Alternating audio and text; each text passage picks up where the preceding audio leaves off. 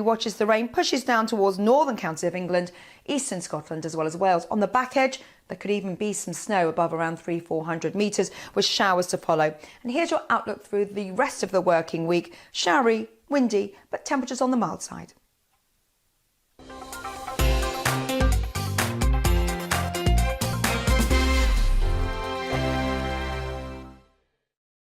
GB News is the UK's home of discussion and debate from all perspectives. To stay up to date on the latest stories, make sure that you subscribe to the GB News channel right here on YouTube. You can watch us live 24/7 across the whole world. You can also check out exclusive content and catch up on previous episodes of your favourite shows. Every day, we ask the questions that you'd ask, so why not add your voice to the conversation in the comments section? Don't forget to subscribe. We are GB News, Britain's news channel. Every night at 11 on GB News, we bring you the next day's stories the day before. Basically like time travel. If it's a big story, we'll cover it, guaranteed. But we'll also have some fun along the way. Big opinions, big laughs. Sometimes big hair. This is Headliners, the paper review show that won't send you to sleep like the others will. 11 p.m, 7 nights a week. Join us.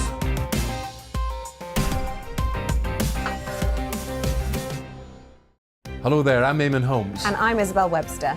And we hope you can join us for Breakfast with Eamon. And Isabel. You make me laugh out loud, belly laugh. Is that important first thing in the morning? Yeah, absolutely. And there's me trying to be deadly serious. News is a serious business. Yeah, I have to rein you in sometimes. Well, it doesn't stop us laughing at it. It doesn't stop us having an opinion on what's going on. Yeah. And it certainly will not stop us reflecting what you think. Weekdays from 6 to 9:30 on GB News. I'm Dan Wootton. Join me Monday to Thursday from 9 to 11 for the feistiest and most fun news debate on TV, where free speech reigns. I'll bring you a sharp take on the day's biggest stories, bombshell newsmaker interviews, and A-list guests. And I guarantee you, no spin, no bias, no censorship, and no reason to go to bed. That's Dan Wootton tonight, Monday to Thursdays from 9 on GB News.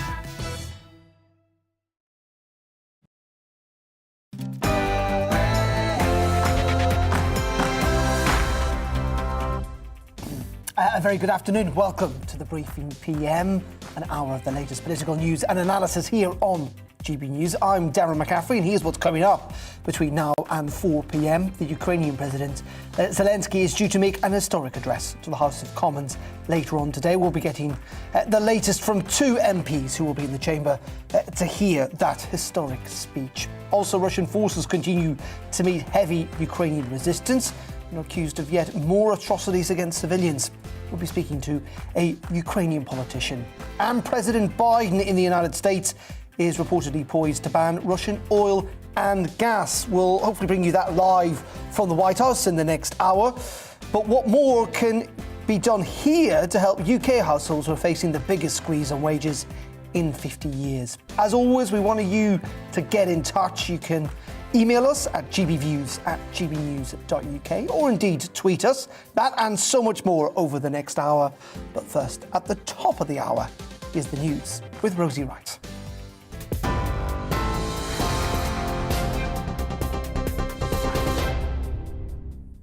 Good afternoon, it's just 1 minute past 3. I'm Rosie Wright, here to keep you up to date on GB News. Ukraine Foreign Ministry claims Russian forces are shelling humanitarian evacuation routes from Mariupol after ceasefires were put in place across a number of cities. The governor of the northeastern city of Sumy has said the ceasefire has largely held. Previous attempts at allowing citizens to leave some cities have failed. Both sides have accused each other of breaking the ceasefire agreements. The United Nations Refugee Agency estimates that the number leaving the country has now reached 2 million people. President Volodymyr Zelensky has also rejected Russian proposals to evacuate Ukrainian citizens into what he's described as occupied territory in both Russia and Belarus. Occupants have again bombarded Sumy with air bombs. It is our peaceful city which has never, throughout its history, posed any kind of threat to Russia. The kind, quiet and lovely Sumy region which is being turned into hell. Mariupol, a peaceful and hard-working city which has no anger, was encircled and blocked. The head of NATO, Jens Stoltenberg, warns the situation could spiral out of control and that Russia's war must not escalate beyond Ukraine. President Putin's assault continues and the humanitarian impact is devastating. Many civilians have been killed or wounded, and 2 million people have fled Ukraine. This is Europe's fastest growing refugee crisis since the Second World War. There are very credible reports of civilians coming under fire as they try to evacuate. Targeting civilians is a war crime. The boss of Shell has apologised after his company bought a shipment of Russian oil last week. The organisation said it would withdraw from purchasing Russian oil in the future and will shut petrol stations in Russia. It comes as British drivers have been hit by the biggest weekly hike in fuel prices in at least 18 years. Now, meanwhile, the US president is expected to announce a banning of Russian oil imports into the country. The White House has said it will later today announce actions to hold Russia accountable for its invasion. It's thought the United States will be acting alone, as Europe is significantly more reliant on Russian fossil fuels. But the measure is likely to lead to further rises in global oil and gas prices. There's a warning employees in Britain could be facing the sharpest decline in real income since the 70s. Think tank The Resolution Foundation estimates a fall of £1,000 for each household, a scale of decline we'd normally see in a recession. Well, their report says the crisis in Ukraine has increased both the scale of price rises and the degree of uncertainty. In some other news now, John Bercow has been administratively suspended from the Labour Party pending an investigation. It comes after an independent expert panel found the former Speaker was to be a serial bully and recommends he should never be allowed a parliamentary pass again. The report accused Mr Bercow, who was Speaker of the House for 10 years, of behaviour that fell below what would be expected. In response, Mr Bercow described the investigation as a travesty of justice and amateurish. School leaders are warning there's still a very long way to go to tackle the pay difference between male and female head teachers. The National Head Teacher Union says the difference between male and female heads' pay across state-funded nursery and primary schools has increased by nearly £1,000. Well, the Shadow Women and Equalities Secretary Annalise Dodds told us the disparity is appalling. One of the reasons why we think there's that disparity is because although you can compare salaries currently within a company, so women can see if they're paid within the company they work for the same as men, you can't actually compare them across organisations. And that creates big problems when, for example, you've only got one person at the top of an organisation, like a head teacher.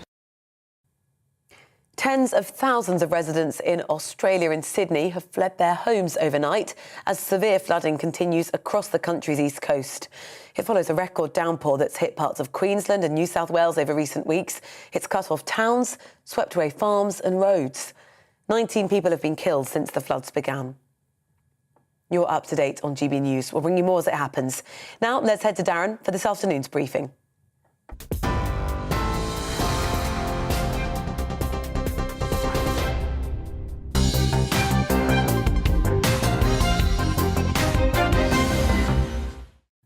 Thanks indeed, Rosie. 6 minutes past 3 o'clock on this Tuesday afternoon. You're watching the briefing here on GB News, on TV, online and on your DAB digital radio. Thank you indeed for your company. Don't forget to get in touch, gbviews@gbnews.uk, and we'll get to some of those a little later on in the programme. But we're now approaching, 2 weeks since Russian forces launched their invasion into Ukraine. In the last few hours, we've just seen in the news bulletin, the NATO Secretary-General Jens Stoltenberg said there were credible reports that Russia was deliberately targeting civilians in Ukraine, and it urged Moscow to end the conflict, also vowing to stop the conflict pouring out of Ukraine at all costs. Well, this afternoon we're expecting to hear from President Biden, who's going to call a halt to the import of Russian oil and gas, with Moscow themselves threatening to turn off the taps to Europe anyway. And in the next couple of hours, of course, the Ukrainian President Volodymyr Zelensky is set to make an historic address to British MPs in the House of Commons. You'll be able to watch that live on GB News. We're also hoping to bring you President Biden's statement a little bit later in the hour. But first, let's go to Westminster and speak to the Conservative MP for North West Leicestershire. That is, of course, Andrew Bridgen. Andrew, very good afternoon to you. Thank you for joining us here on GB News. Just first of all, on what Jens Stoltenberg was saying about targeting of civilians, that it is a war crime.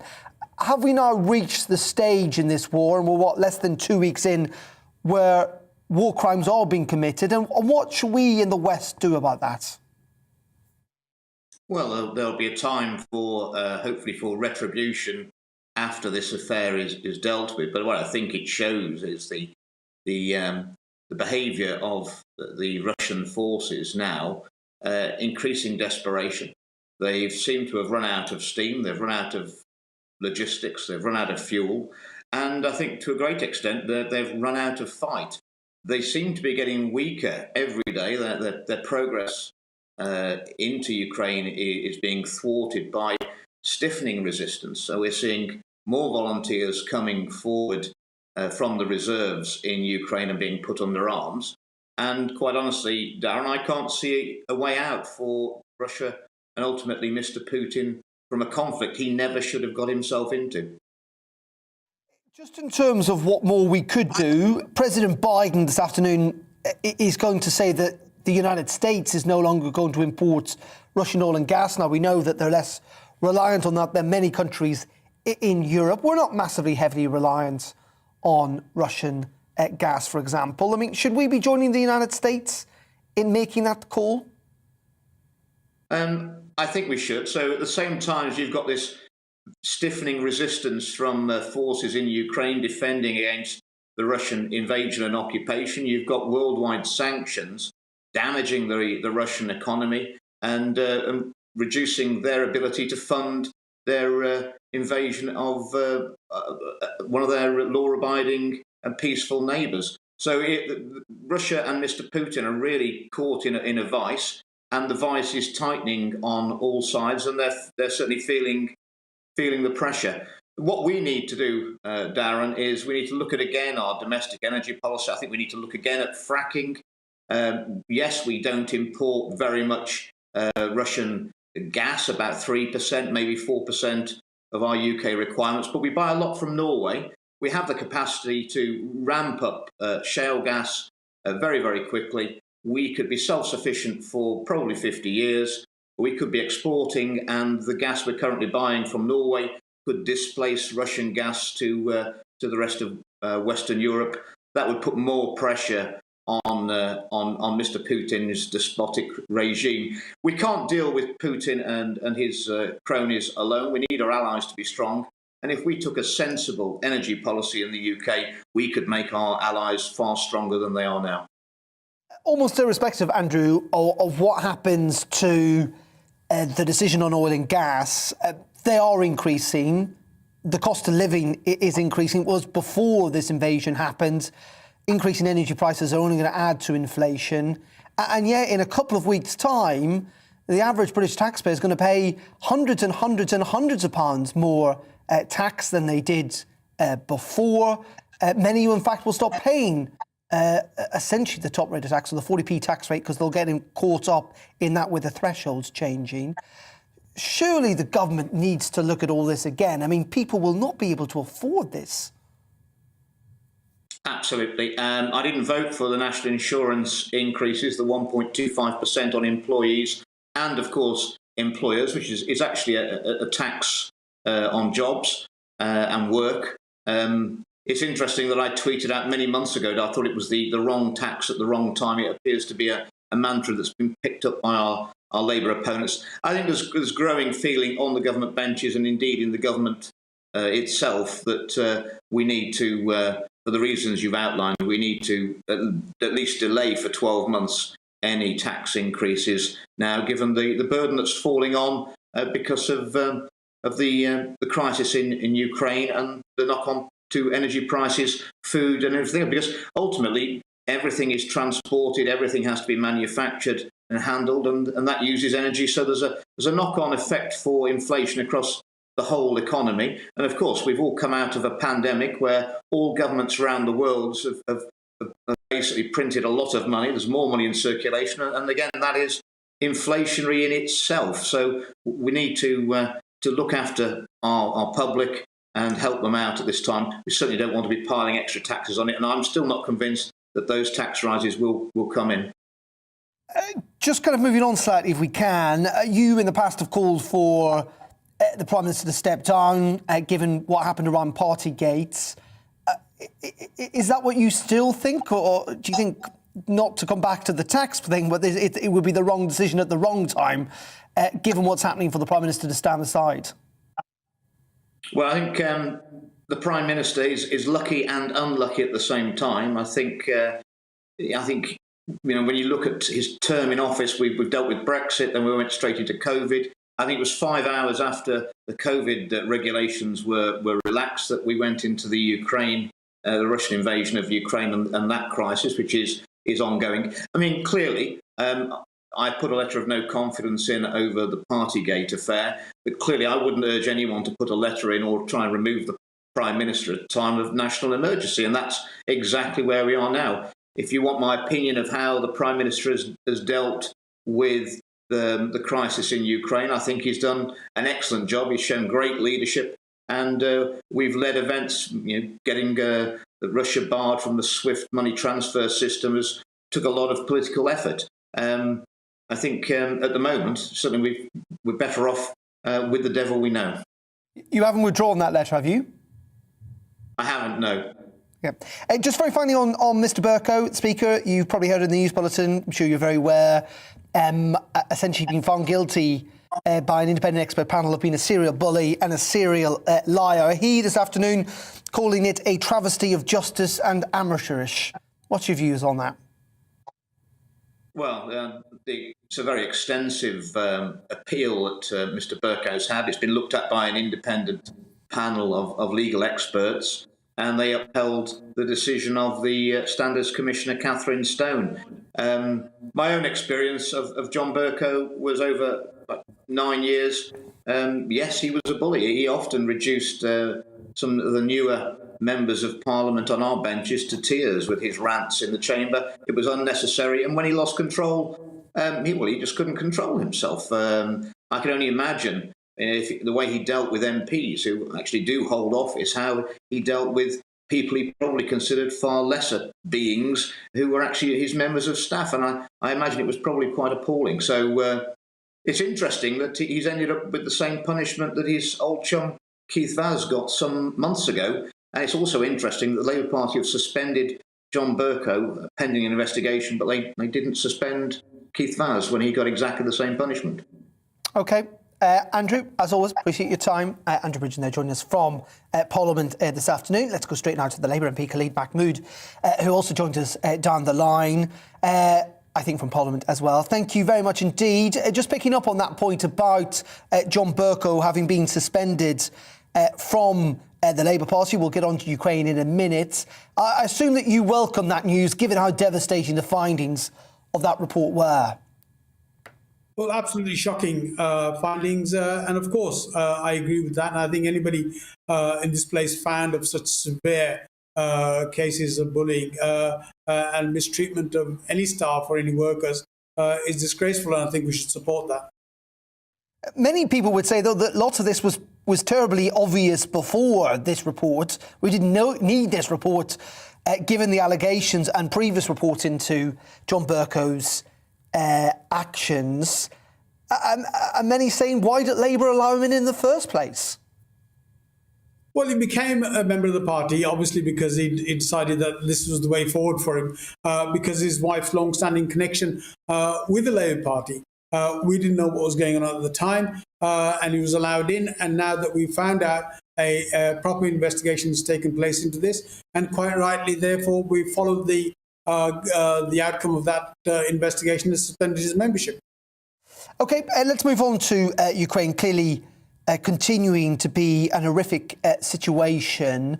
I was just speaking to Andrew Bridgen. I'm not terribly sure whether you heard it or not, about what more we should now be doing, given the fact that NATO is branding Vladimir Putin's actions in Ukraine as a war crime. The United States looks like it's going to ban Russian oil and gas this afternoon. Should we be doing the same? I think so, absolutely. I think whatever we can do to hurt Putin, we should do it sooner rather than later. We should do that straight away. And I think what also we need to do, although we've got a good record of working with the Ukraine forces, training the reservists and the army for some time now.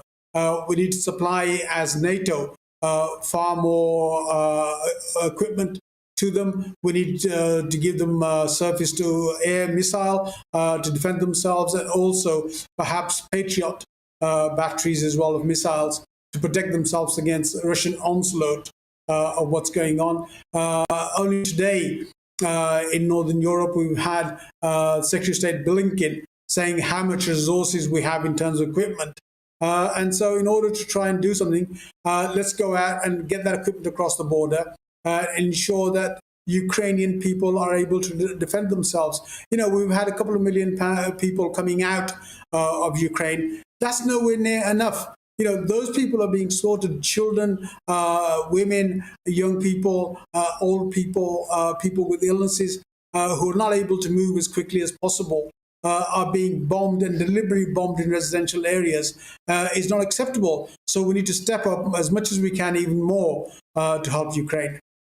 Do you think we should be flying planes in then to essentially get many of these Ukrainians out from neighbouring countries? They've got links to Britain, and processing their claims here rather than forcing them to go to other capital cities, even maybe as far as Brussels, Lille or Paris? Well, I think that's absolute shambles, and I really must take issue with the Home Secretary on this. She's been absolutely, again, been found wanting in leadership and trying to take action and not having a sort of finger on the button in relation to this. We do need to fly people out. We do need to be able to get straight in. You know, when they come to our French ports and trying to get across Lille and whatever, they don't need to be told to go back to Brussels or go back to Paris to do this. If they have sufficient identification document, they should be allowed into their families, and we should deal with that. And we're not doing that, and I think it's absolutely abysmal.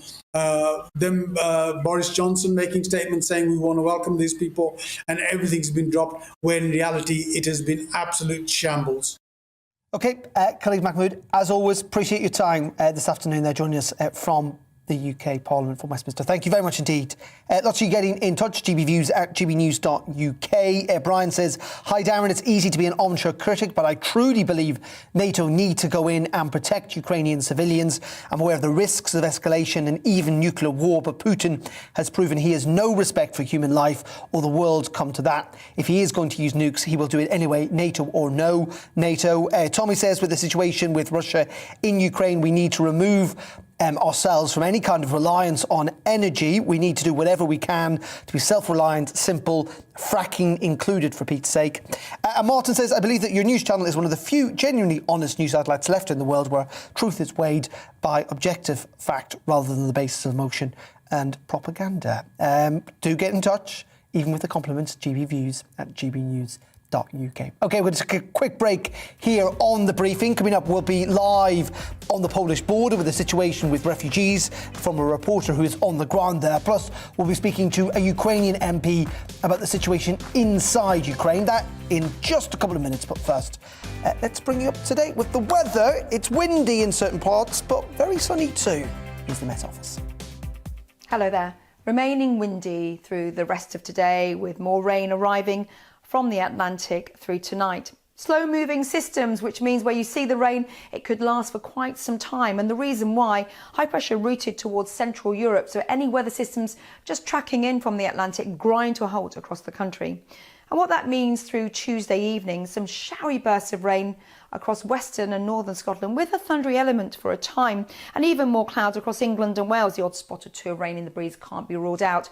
We lose the gales through the middle part of the night across the northwest before this rain approaches from the Atlantic through the early hours of Wednesday morning. So a wet and windy start to the day for Northern Ireland and Western Scotland. Frost-free elsewhere, more cloud than Tuesday morning, but through the day on Wednesday the cloud will break, so a drier and brighter spell of weather for eastern Scotland, central and eastern areas of England, and we may even see some brighter weather for a time across Wales before this rain just clips western parts of Wales and the West Country later. Rain continues across Northern Ireland and Western Scotland with snow above around 300 metres, and gales through the morning. We could see gusts up to 60 miles an hour across the Western Isles. So all in all, it's a east-west split with the highest temperatures always towards the southeast, 12 to 14 degrees Celsius. Now through Wednesday evening and overnight, this system becomes slow moving with patchy rain. So we lose the intensity of that wet weather as we head into Thursday morning. But certainly through Thursday, we'll see some cloudy and damp conditions to start the day. Frosty weather, though, for the northwest of Scotland, even shelter spots across Northern Ireland. And through the morning, we could see some brighter weather here as that rain just comes and goes anywhere from central Scotland down towards Pennine districts, as well as the Midlands. Towards the southeast, though, some brighter weather. And here's your outlook through the next few days, remaining mild but windy on Friday. Join me, Mark White, here on GB News. For more than 2 decades, I've been at the sharp end of reporting crime and security at home and abroad. From the scourge of terrorism to the fight against violent crime and the deepening small boats crisis in the Channel, they're issues you rightly care about, and so do I. As GB News Home and Security Editor, my focus will be on the stories that matter to you.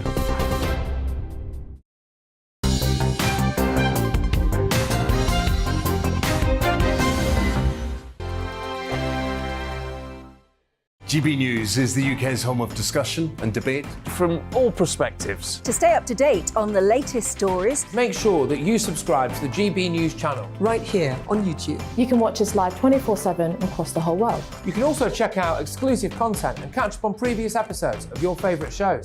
Every day, we ask the questions that you'd ask, so why not add your voice to the conversation in the comments section? Don't forget to subscribe. We are GB News, Britain's news channel. Every night at 11 on GB News, we bring you the next day's stories the day before.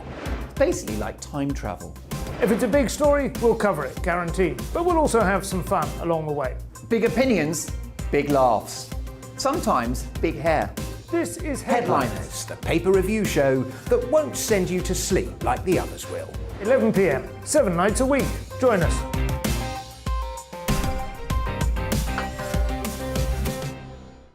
Hello there, I'm Eamon Holmes. And I'm Isabel Webster. And we hope you can join us for Breakfast with Eamon. And Isabel. You make me laugh out loud, belly laugh. Is that important first thing in the morning? Yeah, absolutely. And there's me trying to be deadly serious. News is a serious business. Yeah, I have to rein you in sometimes. Well, it doesn't stop us laughing at it. It doesn't stop us having an opinion on what's going on. Yeah. And it certainly will not stop us reflecting what you think. Weekdays from 6 to 9:30 on GB News. I'm Dan Wootton. Join me Monday to Thursday from 9 to 11 for the feistiest and most fun news debate on TV, where free speech reigns. I'll bring you a sharp take on the day's biggest stories, bombshell newsmaker interviews, and A-list guests. And I guarantee you, no spin, no bias, no censorship, and no reason to go to bed. That's Dan Wootton tonight, Monday to Thursdays from 9 on GB News. My name's Tom Harwood, and every weekday we bring you The Briefing live from 9:30 a.m. The stories, analysis and live debate that you need to hear. Quite right, Tom, of course. Was this something that had been considered at all? Difficult to answer. Gas-guzzling helicopters circling. Noise is being made here. Joe Biden walking out. Thank you very much for joining us. Don't miss it. The Briefing with me, Tom Harwood, Monday to Friday, 9:30 a.m. on GB News. Join me, Gloria De Piero, Monday to Thursday at noon for The Briefing. We go to the parts of Parliament that you won't see elsewhere. Plus, there's exclusive interviews with MPs from all parties. But quite often, they paper over the real truth. Why does a working class lad like you join the Tories? That's a good question. Don't miss it, Monday to Thursdays at noon on GB News.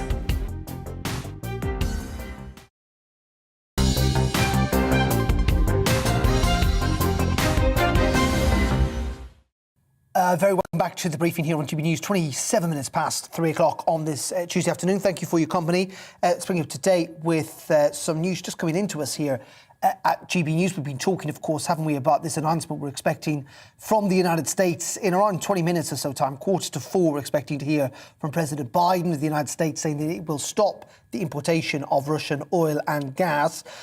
Now, we know that Europe essentially can't afford to go that far given its reliance on gas and gas in particular, but oil to a degree as well, from Russia. But we are now expecting a kind of coordinated announcement actually this afternoon. It looks like the European Union is planning to cut back, not to ban immediately, but to cut back on the amount of gas that it takes in by consumers from 155 billion cubic metres to 50 billion. So essentially by a third, or two-thirds, sorry, I should say, by the end of this year.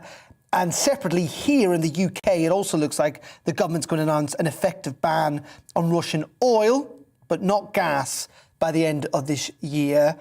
So that, we believe, is going to come around 4 o'clock this afternoon, the official announcement. But it looks like the UK may well ban Russian oil. And it is on oil that Russia primarily makes much of its profits, but not gas at this stage. We're expecting an announcement of that in the next 30 minutes. Also, as well, in the last couple of minutes, the Premier League saying it is going to suspend the broadcast of Premier League matches in Russia with immediate effect. Meanwhile, donate £1 million to the DEC committee appeal on Ukraine. But the Premier League going to suspend a deal with Russian broadcasters to show football games in Russia. We'll bring you up to date on all those things as they come into us. But first, let's focus on what's happening on the border itself between particularly Poland and Ukraine, because more than 1 million people have crossed that border since the invasion began. Poland shares a 310-mile border with Ukraine. It's taken a majority of the 1.7 million people who've left their homes in the last, 2 weeks or so. And our reporter, Bradley Harris, is on the border and sent us this dispatch. This is one of the train stations in Przemysl that is currently fetching hundreds and hundreds of Ukrainian refugees direct through the border into Poland. You can see behind me there are people turning up with not very much at all. Goods are being passed through some of the train station windows to help feed people who have turned up with literally nothing.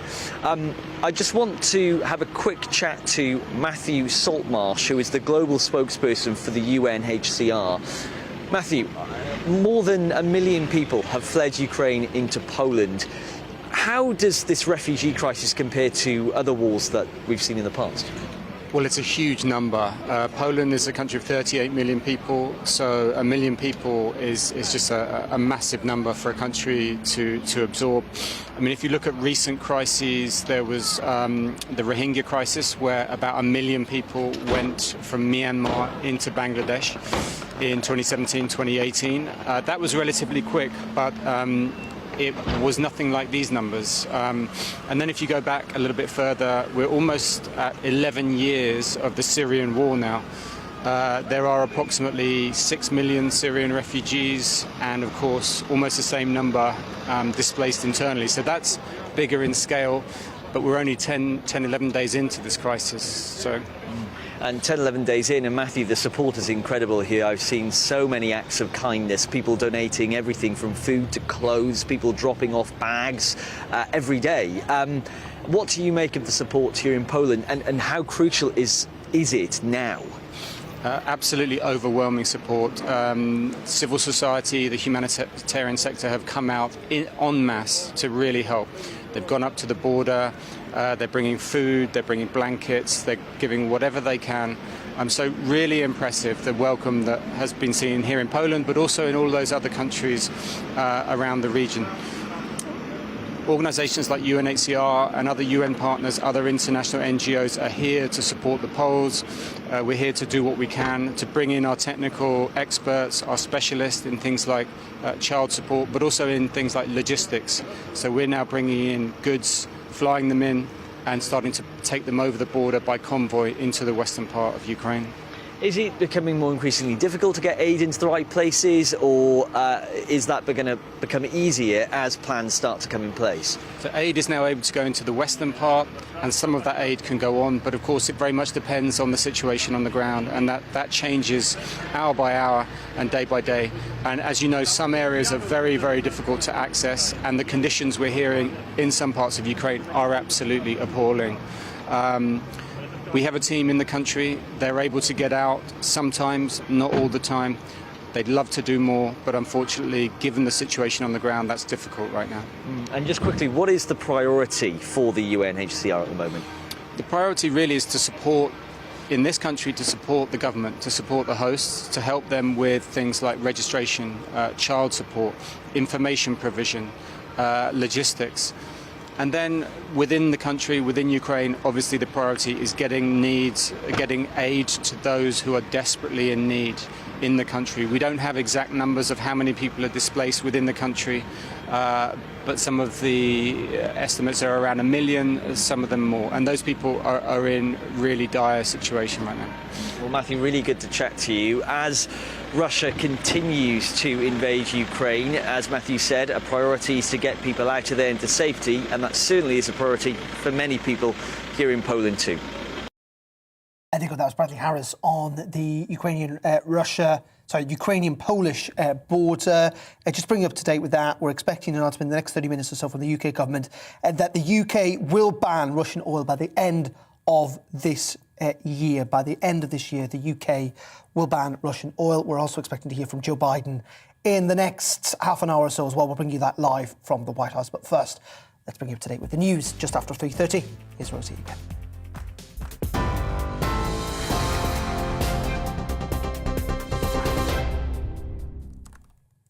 Good afternoon, it's 3:34. I'm Rosie Wright, here to keep you up to date on GB News. A second convoy of evacuees has now left the Ukrainian city of Sumy through a humanitarian corridor. The Ukraine President's office says the evacuation route has been created under temporary ceasefire agreement they have with Russia. Earlier today, regional officials said the ceasefire had mostly held, allowing a first wave of civilians to leave, including 1,000 foreign students. The United Nations Refugee Agency estimates the number leaving the country has now reached 2 million people. The boss of Shell has apologised after his company bought a shipment of Russian oil last week. The organisation said it would withdraw from purchasing Russian oil in the future and will shut petrol stations in Russia. It comes as drivers have been hit by the biggest weekly hike in fuel prices in at least 18 years because of Russia's invasion. Meanwhile, the US president is expected to shortly announce a banning of Russian oil imports into the country. The White House has said it will later today announce actions to hold Russia to account for its invasion. It's thought the United States will be acting alone. Europe is significantly more reliant on Russian fossil fuels, but the measure is likely to lead to a further rise in global oil and gas prices. In some other news now, the former Speaker, John Bercow, has been administratively suspended from the Labour Party pending an investigation. An independent expert panel had found Mr Bercow to be a serial bully and recommended he should never be allowed a parliamentary pass again.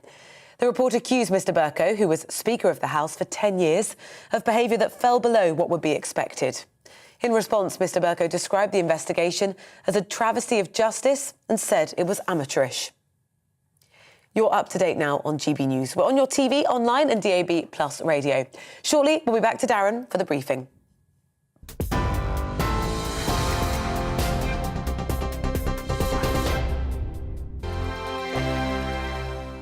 GB News is the UK's home of discussion and debate from all perspectives. To stay up to date on the latest stories, make sure that you subscribe to the GB News channel right here on YouTube. You can watch us live 24/7 across the whole world. You can also check out exclusive content and catch up on previous episodes of your favourite shows. Every day, we ask the questions that you'd ask, so why not add your voice to the conversation in the comments section? Don't forget to subscribe. We are GB News, Britain's news channel.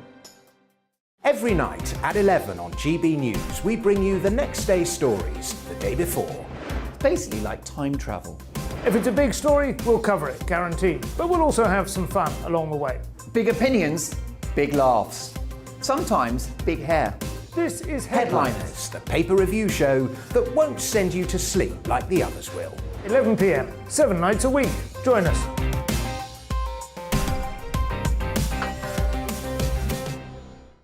Hello there, I'm Eamon Holmes. And I'm Isabel Webster.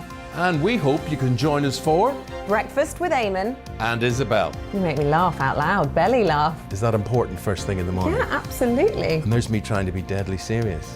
News is a serious business. Yeah, I have to rein you in sometimes. Well, it doesn't stop us laughing at it. It doesn't stop us having an opinion on what's going on. Yeah. And it certainly will not stop us reflecting what you think. Weekdays from 6 to 9:30 on GB News. I'm Dan Wootton. Join me Monday to Thursday from 9 to 11 for the feistiest and most fun news debate on TV, where free speech reigns. I'll bring you a sharp take on the day's biggest stories, bombshell newsmaker interviews, and A-list guests. And I guarantee you, no spin, no bias, no censorship, and no reason to go to bed. That's Dan Wootton tonight, Monday to Thursdays from 9 on GB News.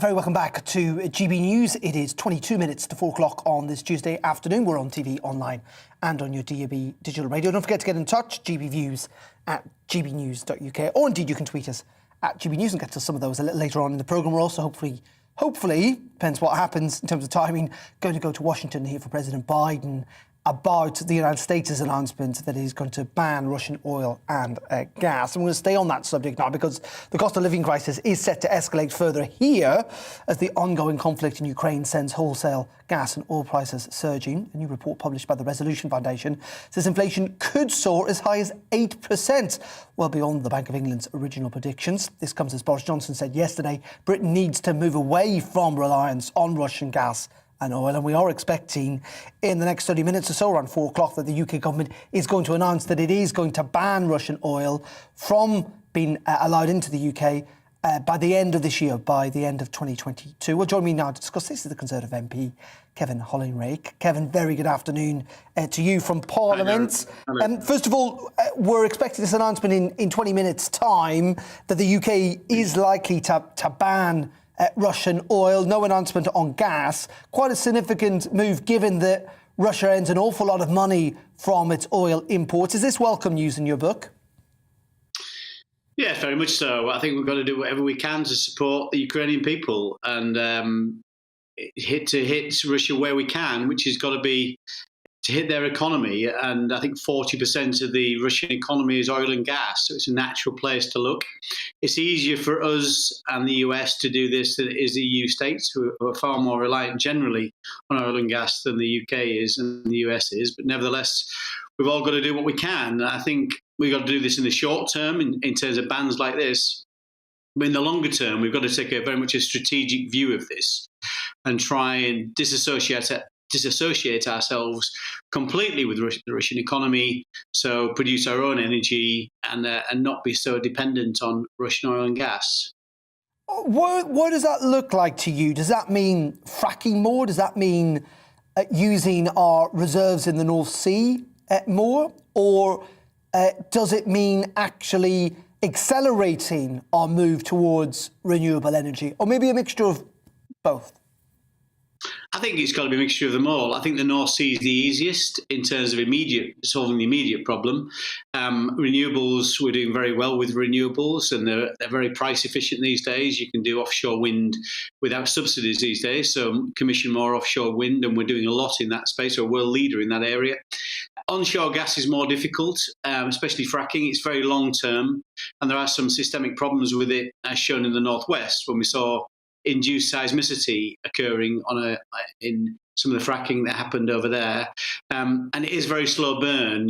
Fracking is quite intensive. It's not a single well per site. You've probably got 10 to 20 wells. So it's quite a long time, 2 years to frack a single site. And that's after you've done all the applications. So it's quite a long term, but nevertheless, within probably a decade, you could be producing significant quantities of gas. We still need to push ahead with renewables, of course, but nevertheless, we will need gas for several decades, and that's according to all the different forecasts, not just the UK, but other countries as well. So we definitely should consider it. Like all MPs, Kevin, you talk to ordinary folk day in, day out. That's part of the job of being an MP, of course. Are people genuinely prepared to see the cost of living go up, their energy prices go up potentially quite significantly, if it means turning the screw on President Putin? Are people prepared to, self-inflict economic pain, frankly, if it does the right thing when it comes to Ukraine? I think in the main, yes. I think they are. They realise the Ukrainian people are making massive sacrifices right now to defend their land against this foreign aggressor. Absolutely right. Incredible, inspirational what's happening, not least from Mr. Zelensky. But I think clearly for some people are in worse worse living standards than others. So we've got to be very careful that we protect people, particularly at the bottom end of the income scale, who are having difficulty make ends meet. That's what the Chancellor did quite recently in terms of putting around £350 in people's pockets to try and mitigate the problems of energy cost increases. We may need to look at that again because inflation is definitely going to keep rising. There's no doubt about it. And energy costs are probably going to keep rising. So we need to look at other measures. And I'm sure we will. I'm sure there'll be more support provided. But nevertheless, I think there's only so much you can do to mitigate market forces. These are systemic market forces that are affecting every country on the planet. There's only so much taxpayers' money you can throw at that. So we've got to target that support very carefully. One of the things you could do, of course, if you were the Chancellor, is very easily defer a national insurance rise and tax income thresholds for a year. I mean, I'm sure viewers realise that they're going to see hundreds and hundreds of pounds, the average taxpayer, taken out of their wage packet next month at a time, as you say, when inflation's potentially going to hit 8%. I mean, is this tax rise politically wise, economically wise? How can the government justify it?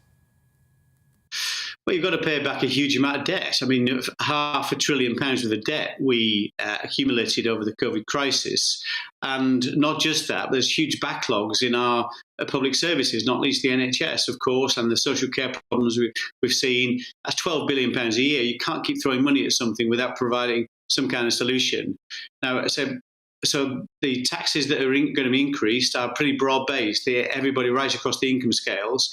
What I think it'd be better doing is carrying on with that, but then providing some support for the people at the bottom end of the income scales to make sure those people can get through it. But I think there's no doubt about it. We're all going to have to tighten our belts over the next few months and years, and let's hope this Ukraine crisis, is short-lived. But I think the reason they put up national insurance is to solve the shorter-term problems in terms of COVID, also the longer-term problems, the costs of healthcare and social care particularly. So I think we've probably got to disconnect the two things. As always, appreciate your time. Kevin Hollinrake there joining us from the Houses of Parliament. Thank you, Kevin. Have a nice afternoon. GB Views at gbnews.uk. Do let me know your views and we'll get to some of those a little later on. But first, this afternoon, Ukraine's President Zelensky is going to address British MPs via video link in the House of Commons. Yesterday, we heard briefly from a Ukrainian MP, Kira Rudik. Unfortunately, we had to cut short that interview because of events in Parliament, but delighted to say that she joined us now live again. Thank you so much indeed for reappearing, and apologies for having to cut you off yesterday. We're, nearly 2 weeks into this war, aren't we, Kira? Just give us a sense of morale inside Ukraine.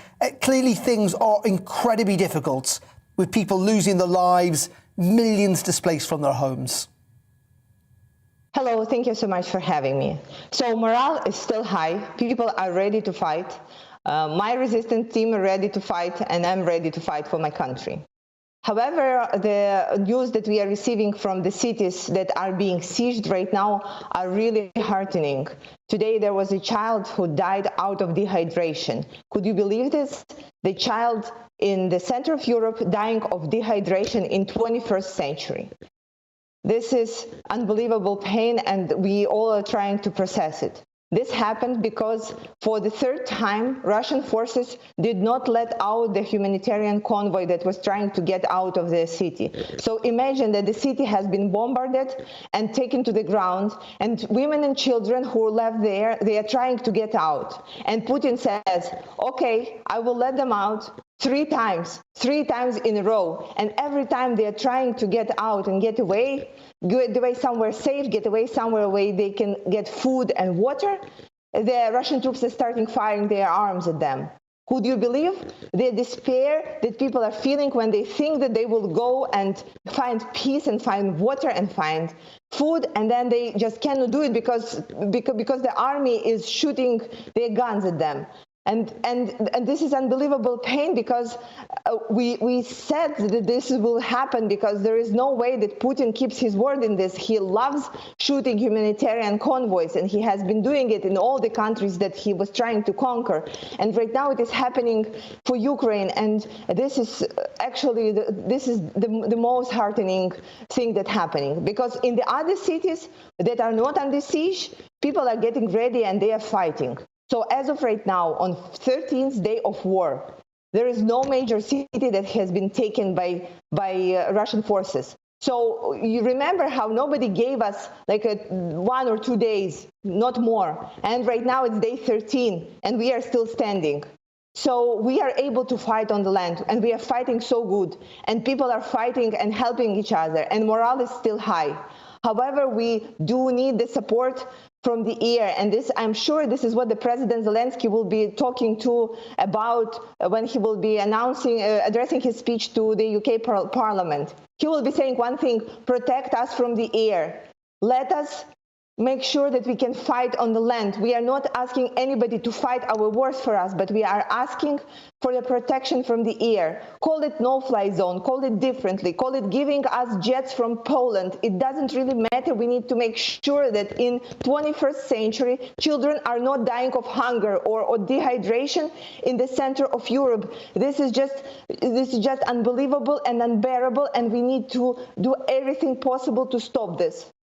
In saying that, and there is much talk that Poland may well provide some jets to you guys, to the Ukrainians in the days to come. Russia came out yesterday and said this could all come to an end. There could be an immediate end to all of this if Ukraine compromised on things like a constitutional neutrality, a rejection of NATO, and the recognition of Crimea and those breakaway republics. Why won't Ukraine potentially compromise on that if it means that the bombing stopped and people's lives were saved? Because the bombing wouldn't be stopped and the people's lives wouldn't be saved. This is the only answer. Look at what Putin promised and like how he keeps his promises. He even cannot promise the ceasefire and then keep this promise, because it's not his goal to bring peace. He was very clear about his goal. The goal is to conquer Ukraine, then to conquer Poland, then to conquer Lithuania and Lithuania. He was very adamant about that. So this peaceful negotiation and his demands, they are nothing. We have been with the negotiations and at war with Putin for 8 years when we were talking about our eastern borders. We know all these things and all those tricks. It will not help. He is just going to go further and further and further. And he will not stop. Not at all. Because if you cannot make him do like the small thing, like letting out children and their mothers of the siege city, he will not do it on a large scale basis. And like, okay, imagine that we have agreed to that. Well, imagine. And if he breaks his promise and continues fighting, then what? Is NATO going to come in and say, oh, Putin, you are such a liar, we are bringing in more forces? I don't think so. I think Ukraine needs to fight back. We need to get all the support and help that we can, and we need to fight Putin's forces until they are out of our country. This is the only thing that he understands. This is the only language that he responds to, the language of force, the language of power. Okay, Kira, thank you so much for your time this afternoon. Stay safe. Thank you, Ukraine. And glory to Ukraine. Thank you for joining us there from Ukraine. Well, let's stay on this now, because as I was saying there, Ukraine laid out a series of demands yesterday, didn't it, to end the war in Ukraine, including constitutional neutrality, rejection of NATO and EU membership, recognition of Crimea and those breakaway republics. Elsewhere in Russia, though, the letter Z is fast becoming a pro-war symbol of Putin's invasion of Ukraine. The symbol increasingly being displayed by politicians on advertising hoardings and on the side of cars and vans across Russia. Well, joining me now is the Senior Research Associate at the Conflict Studies Research Centre. That is Valery Akimenko. Thank you very much indeed for joining us here on GB News. Just first of all, what is the thinking, do we think, in Moscow about these demands to end the war? Are they being serious, or is this just another ploy of President Putin? To start with, I would like to refer to the previous contributor, Ukrainian MP Kira Rudik's impassioned contribution on this precise subject. The question is, can really Russia be trusted? Talk is cheap. Yes, I do note the Kremlin spokesman Dmitry Peskov's statement to a news agency yesterday, which appeared to set out demands, including cessation of military activity by Ukraine, a change to its constitution to enshrine its neutrality, as well as to acknowledge Crimea as Russian sovereign territory, as well as recognition of the two rebel states as Russian protectorates. Now, if you listen to the Russian media, really, the message is very much broader than that. And report after report, the talk is of Ukrainian Nazis, Ukrainian neo-Nazis, Ukrainian fascists, Ukrainian nationalists. If we hark back to what Putin said last week, then it's easy to see that his demands also extend to such apparently tenuous notions as Ukraine's denazification. Now, what exactly does that mean? If you listen to Russia's propaganda broadcast of the weekend on Sunday, Dmitry Kiselyov's Vestny Daily, then there is a whole report dedicated to the subject of Ukraine's denazification, which that broadcast in particular likened to the denazification of Germany after World War II. So to think, and probably to be naive enough to think that this is the extent of Russia's demands, let's all sit down and talk, is probably just that, a little naive. We're also, in the next couple of minutes, going to hear from President Biden, who looks like the US is going to ban Russian oil and gas. The UK going to ban Russian oil by the end of this year, moves in Europe as well. How much will that have an impact on top of the sanctions that have already been announced? And will that pile the pressure, do you think, on Putin in office? I'm not sure about piling pressure on Putin in office, but it will certainly pile pressure on Russia and therefore Putin. Now, there isn't a linear connection between the effect of these sanctions and support for Putin, which is virtually impossible to ascertain with any degree of precision. If you take a note of data, quote-unquote, from Russian pollsters, then inevitably there is enormous support for Putin, and that just keeps rising. Now, that's impossible to ascertain. However, one thing is certain.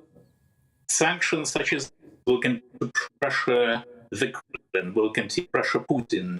Whether that will have an effect in any negotiations about Ukraine is an open question. Russia is quite resilient, quite willing to escalate and de-escalate, and that is, as I say, an open question. But yes, it will pressure on Russia. OK, Valerie, we're going to have to leave it there, I'm afraid. We're running out of time, but also the connection isn't great. But that is Valerie Akimenko. They're joining us down the line from Edinburgh. That is it from me for today. Lots of people getting in touch. Sorry we haven't got round to reading them, but lots of people very animated about the government doing more to help on the cost of living crisis. That is it from me. I'll be back at 3 tomorrow afternoon. Do not miss that. Don't forget you can watch President Zelensky in Parliament at 5. June Brazier, which is up next after the weather. Goodbye. Hello there. Remaining windy through the rest of today, with more rain arriving from the Atlantic through tonight. Slow-moving systems, which means where you see the rain, it could last for quite some time. And the reason why, high pressure routed towards Central Europe, so any weather systems just tracking in from the Atlantic grind to a halt across the country. And what that means through Tuesday evening, some showery bursts of rain across western and northern Scotland with a thundery element for a time, and even more clouds across England and Wales. The odd spot or two of rain in the breeze can't be ruled out. We lose the gales through the middle part of the night across the northwest before this rain approaches from the Atlantic through the early hours of Wednesday morning. So a wet and windy start to the day for Northern Ireland and Western Scotland. Frost-free elsewhere, more cloud than Tuesday morning, but through the day on Wednesday the cloud will break, so a drier and brighter spell of weather for eastern Scotland, central and eastern western areas of England, and we may even see some brighter weather for a time across Wales before this rain just clips western parts of Wales and the West Country later. Rain continues across Northern Ireland and Western Scotland with snow above around 300 metres, and gales through the morning. We could see gusts up to 60 miles